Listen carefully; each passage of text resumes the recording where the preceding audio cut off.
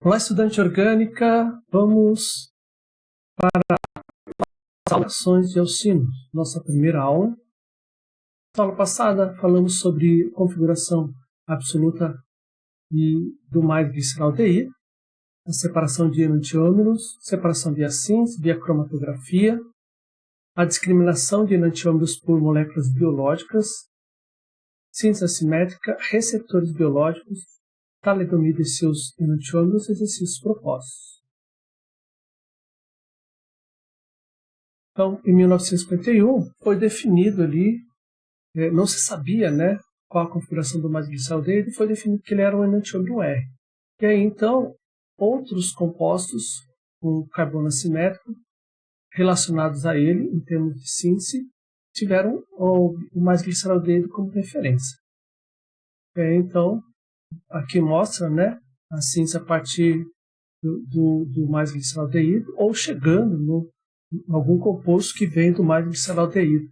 Então, todos eles teriam ali uma configuração relativa ao mais visceraldeído, que foi tratado como R. Viger, Peterman, Bommel, a partir de cristalografia de raio-x, eles confirmaram o que foi escolhido para o mais visceraldeído. Então, confirmou que o mais visceraldeído era R, a partir do ácido mais tartárico. Exercícios propostos. E aí, então, a separação de enantiômeros começou com Louis Pasteur. Foi o primeiro a separar enantiômeros, inclusive separou utilizando uma pinça e uma lupa. Foi dele que veio os termos cristais canhotos e cristais destros. E foi algo inédito. Ele iniciou aí a estereoquímica. Podemos dizer que Louis Pasteur foi o pai da estereoquímica. Mas é possível, é muito mais simples, muito mais, viável via síntese. Obviamente, preciso de um ácido, enantiômeros na forma de ácido, usando uma base, por exemplo, S, formando sais diástero isômeros, e aí a sua separação. Isso seria via síntese. Outra forma é por cromatografia, utilizando o sistema de coluna quiral, porque os enantiômeros eles agem mais com compostos quirais. Com compostos aquirais não há diferença nenhuma. E o interessante do estudo dos estereoisômeros é o fato da discriminação de enantiômeros por moléculas biológicas, as enzimas. Por exemplo, o D-aminoácido oxidase, ele consegue oxidar, um enantiômero e o outro não. Então, a gente chama ele que é estéreo seletivo. Nós somos quirais. A síntese assimétrica é uma forma também de utilizar catalisadores especiais que acabam favorecendo a formação de um dos enantiômeros em excesso enantiomérico. E aí, quando eu digo que nós somos quirais, os nossos receptores biológicos fazem a diferença entre um enantiômero e outro enantiômero.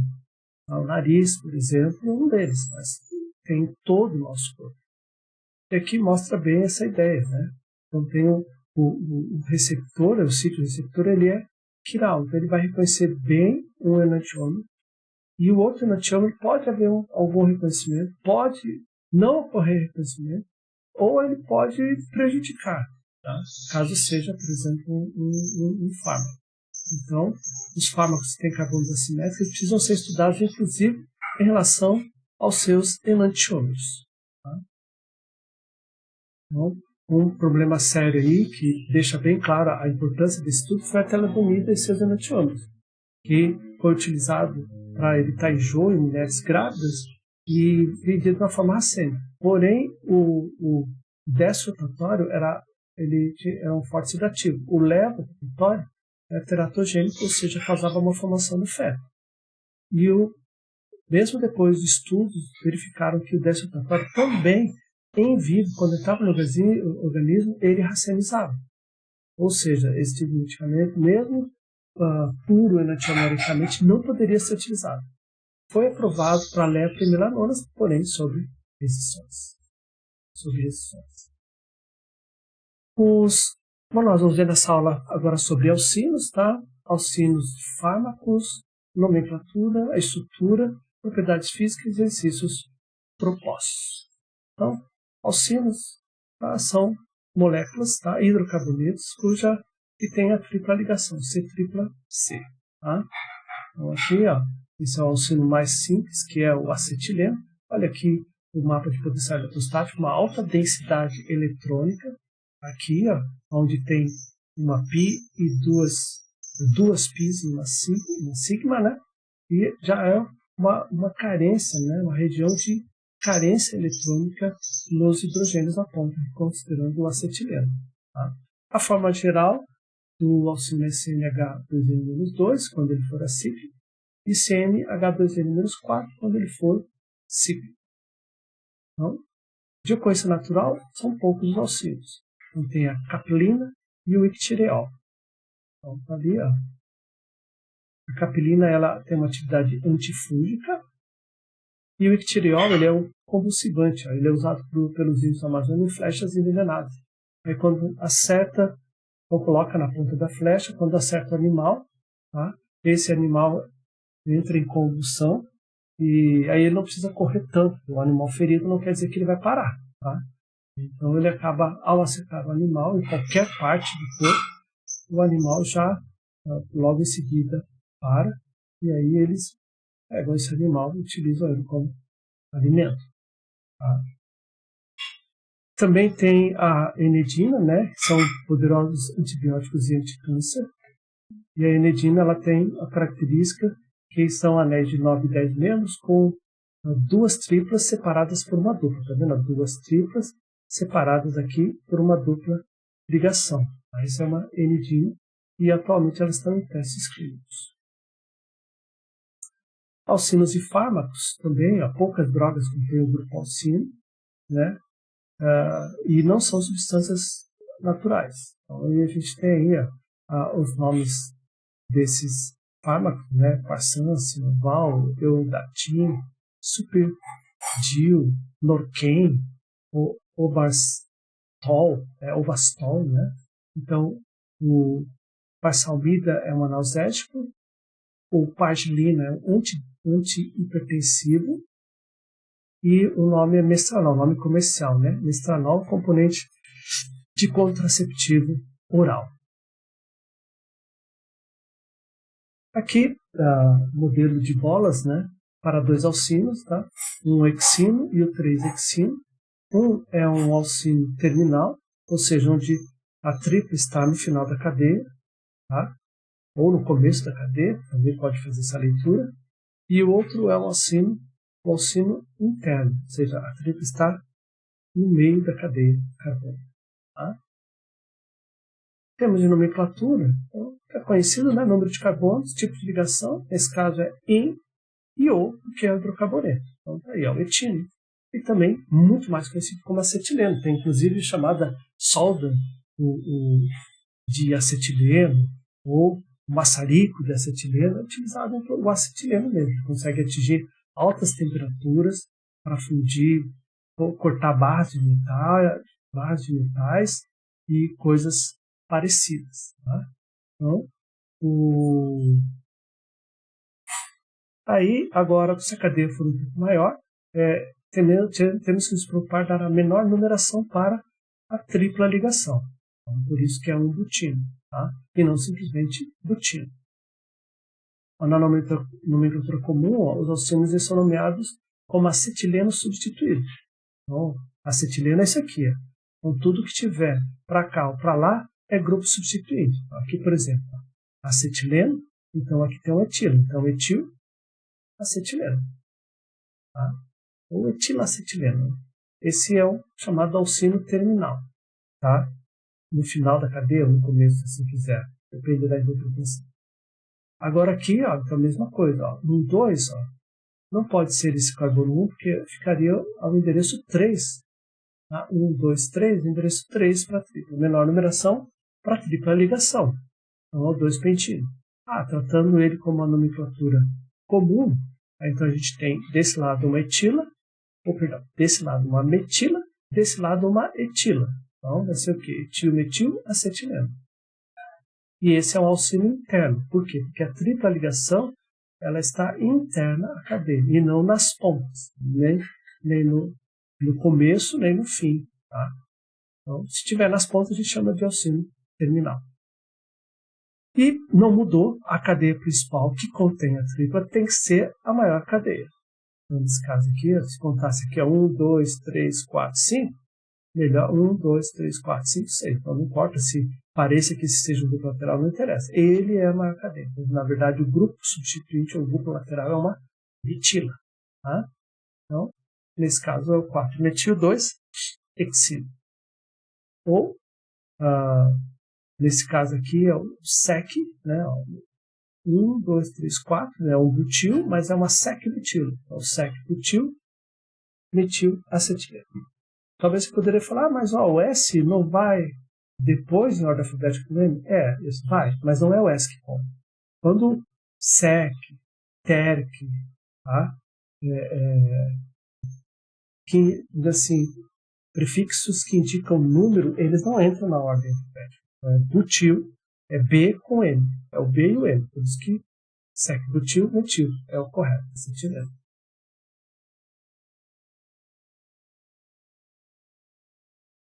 Ainda com a nomenclatura, um substituinte recebe o menor número possível somente se não houver sufixo de grupo funcional. Ou seja, se for no hidrocarboneto, tá? Aí nós vamos respeitar isso. Então aqui, por exemplo, aqui, então, por exemplo, a prioridade é da tripla. O bromo e o cloro não tem prioridade em relação a hidrocarboneto. Tá? Então eu tenho que me preocupar. Mas nesse caso aqui, 1, 2, 3, 4. Aqui, 1, 2, 3, 4. Então nesse caso aqui é indiferente para a tripla. Então agora a segunda prioridade é para a numeração dos grupos substituintes, porque chamar esse aqui de carbono 1 ou esse aqui de carbono vai fazer uma grande diferença para o cloro e o bromo. E tem que dar a menor numeração para ele, já que qualquer um que eu indicar como carbono 1 vai dar a numeração, a menor numeração para a tripla, ou a mesma numeração, vamos falar assim, né? E aí, então, esse é o carbono 1. Então, o cloro está no carbono 2, o bromo está no carbono 3. Primeiro vem o bromo, depois o cloro. Tá? E aí, depois 4. Então, está ali, 3 bromo, 2 cloro, 4 octino. Caso você escolhesse esse como carbono 1, você teria como 6 bromo, 7 cloro, 4 octinol. A numeração da tripla não mudou, o endereço da tripla na cadeia não mudou. Mas, mudou o endereço do cloro e do bromo. Então, nesse caso, se aqui é indiferente, a gente vai partir para a menor numeração para os grupos substituintes. Então, nesse caso, não é o de baixo, porque 2 é menor que 6. Ou se o mesmo número para o sufixo do grupo funcional for obtido em ambas as direções. Tá? Esse é o caso ali. Aqui, 1, 2, 3. 1, 2, 3. Está na mesma, nas duas direções. Então, eu tenho que preocupar para a menor numeração para os grupos. Nesse caso aqui, 1. E aqui ficaria, se esse fosse carbono, seria 2. Ou seja, 1 para bromo é menor que 2. Então, esse é o carbono 1. Tá? Então, nesse caso aqui, 1 para o bromo, 3 para o endereço da tripla e 5 para a metila. Então, vai ficar o quê? Primeiro o bromo, depois a metila e aí a cadeia principal. 3, tá? Então, 1 bromo, 5 metil, 3 hexino. E não 6 bromos, 2 metil, 3 hexino. Bom, por quê? Porque 1 é menor que 2. As posições dos grupos substituídos dos auxílios ramificados e auxílios substituídos também são indicadas com um número. Tá? Aqui é interessante e importante. Essa estrutura de linha, eu gosto de utilizar bastante, tá? Ela vai... É importante saberem ler ela. Essa é uma cadeia de 3 carbonos e não de 4. Por que não de 4? Porque aqui é o par ligante entre o cloro e o último carbono da cadeia. Tá? E, obviamente, o cloro não tem prioridade em relação à tripla. Então, carbono 1, se eu der o número 1 para cá, o endereço vai ser 1 para a tripla. Se eu der o número 1, esse carbono comum, o endereço vai ser 2 para a tripla. Então, menor numeração para a tripla. Tá? Então, aqui, ó, 3 cloro, tá? 1 propino. Mesma coisa aqui. Ó. Aqui é o primeiro carbono da cadeia. Porque ele vai me dar a numeração 2. Tá? Ah, mas esse aqui também poderia ser e vai dar a numeração 2. Sim. Só que agora eu sou obrigado a chamar esse de carbono 1 porque ele vai dar a menor numeração para o cloro. Então, aqui o cloro teria a posição 1 na cadeia. Aqui o cloro, se eu considerasse esse como carbono 1, teria a posição 4. Errado. Tá? E aí, então, sim, ó, 1 cloro, 2 butino. E agora, havendo outro grupo de maior prioridade, aí então a regra diz o quê? Que esse grupo precisa ter a menor numeração, independente da numeração dos outros. Tá? Então, nesse caso aqui, ó, a hidroxila, então aqui a cadeia termina aqui, que é a ligação par ligante entre o primeiro carbono, na verdade, e o oxigênio. Tá? Então, nesse caso aqui, ó, esse tem que ser o carbono 1, porque ele vai dar a menor numeração para a hidroxila. E aí a tripla vai ter a numeração que tiver. Então, 1, 2, 3. Então, tá? Vai estar aqui a tripla ligação. Como é uma cadeia principal, né? Aí, então, esse aqui a gente tem que indicar tanto o endereço da hidroxila quanto o endereço da tripla ligação. Ó, veja como é que fica. But 3 in 1 ol. Então, but, porque tem 4 carbonos na cadeia. 3 in está indicando a posição na cadeia da tripla. E 1 ol está indicando onde a hidroxila está ligada na cadeia. Tá? Não tem outra forma de fazer. Aqui, por exemplo, eu poderia colocar 1 cloro, but 2 in. É possível, tá? Mas ainda a gente tem a opção de escrever dessa forma mais simplificada. Mas aqui não tem como fugir. Tá? Aqui, de novo, é um álcool, então a prioridade é dele. Tá? Esse é o carbono, tanto faz chamar esse ou esse de carbono 1, vai dar na mesma, tá? Aí vai dar o endereço 2 para a hidroxila. Se eu chamar esse aqui de carbono 1, 2, 3, daria o endereço 4 para a hidroxila. Negativo. Então, esse é o carbono 1. E aí, a tripla vai ter o seu endereço 4 na cadeia principal. Tá? E ainda vai ter uma metila no carbono 2. Tá? Então, o 2 tem tanto a hidroxila quanto uma ramificação, um grupo substituinte. Então, está ali. 2-metil, pent, 4, in, que é a tripla, 2, ol, que é o sufixo da função.